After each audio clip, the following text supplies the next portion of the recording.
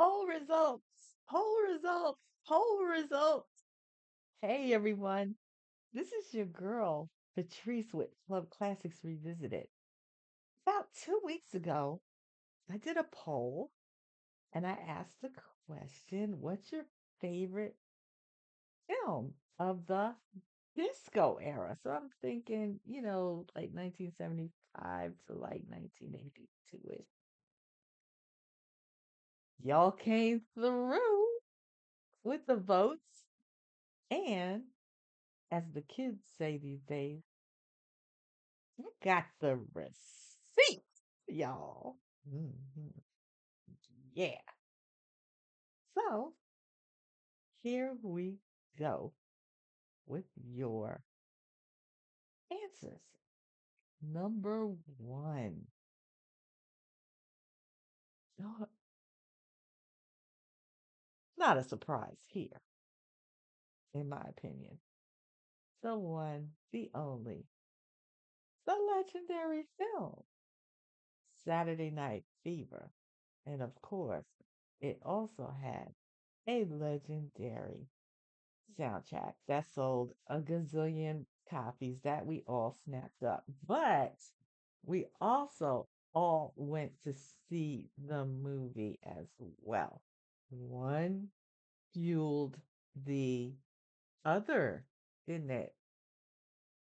If you listen to my other channel, Positivity Corner with GM Coleman, that's me, I did the entire soundtrack of Saturday Night Fever, all 19 tracks. It's on there. Give it a listen. I give tons, absolute tons of backstory on every single record. It was a labor of love. It took me a long time to do it. It actually was a birthday celebration from me to you. Check it out. This film is about so much other than the club. That's what everybody remembers, right? You remember John Travolta strutting around in his white suit, doing his thing on that multicolored dance floor. I went and I danced on that dance floor. If you listen to my videos on Saturday Night Fever, I tell that story. hmm It's smaller than it looks, y'all. It's not very impressive at all. Yeah. But anyway, the story is interesting. And I think despite the musical element and, of course, the great dancing in the film, there's a lot of themes in the film that particularly young people could relate to. Individualism is a big part of it, especially with the John Travolta character trying to stand out, to have a place in the world.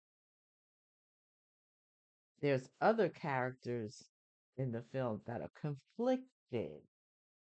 There's a conflict between the religious world and the secular world, isolation, being ignored by your peers. It's a lot of heavy stuff in this movie. And I think that's why we liked it. Because it wasn't all dancing. There's a real drama going on throughout it. And I think it worked very, very well. And apparently, so do you with 67%. And of course, that soundtrack. Come on. You got the Bee Gees. You got Yvonne Elliman. You got Tavares. You got the Tramp. Yada, yada, yada.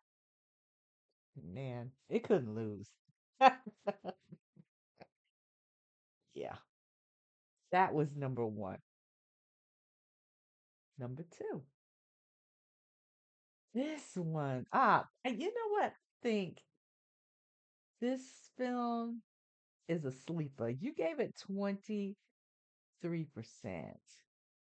vote, and I can see why.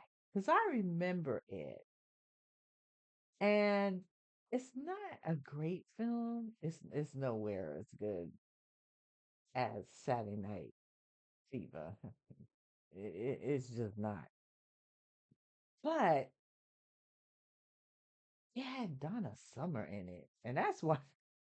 That's probably why a lot of us went to see it because she was in it, and she got to sing one of her iconic songs. It's not, I mean, it's not a great movie, but you get to see Jeff Goldblum when he was really young. And I mean, Last Dance by Donna Summer, it won the Academy Award for Best Original Song. The late, great Paul Jabara, he wrote it. And Giorgio Moroder co-produced it. I mean, yeah, yeah, yeah.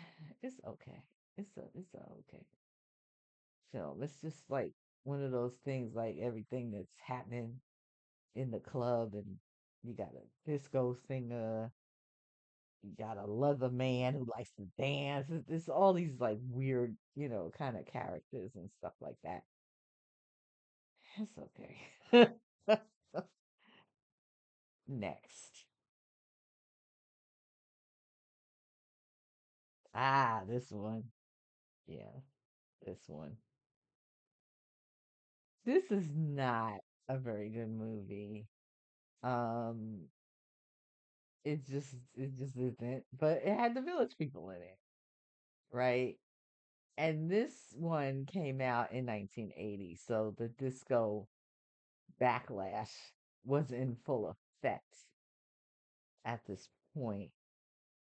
And it's kind of like telling you how the Village People got formed. It's kind of like a pseudo biography or whatever. Um, the the Golden Raspberry Awards, the Razzies. uh, This movie inspired the creation of the Razzies. um, this movie actually won the first Razzies for Worst Picture and Worst Screenplay. So yeah, and you actually, gave it 3%. So yeah, that's kind of appropriate. Mm, there you go. But actually, you know what? I was um thinking about this when I was doing this video. Can't Stop the Music, the song by the Village People, it slaps. It slaps. I'm probably gonna put it on here. Um, yeah, that's a good song, but the movie sucked. And then, last but not least, y'all, this one. Now, I was surprised that it was only 7%, to be honest. I was shocked.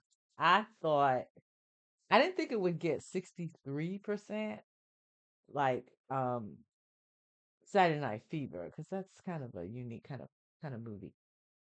And this is more, Car Wash is more dramatic, I think, for sure. But it's funny as hell. You got Richard Pryor, you got um Frankie Ajay. It's funny. It's funny. You got the point assistants, you know what I'm saying? But it's got music in it. And the soundtrack, oh my God. That soundtrack was for the culture.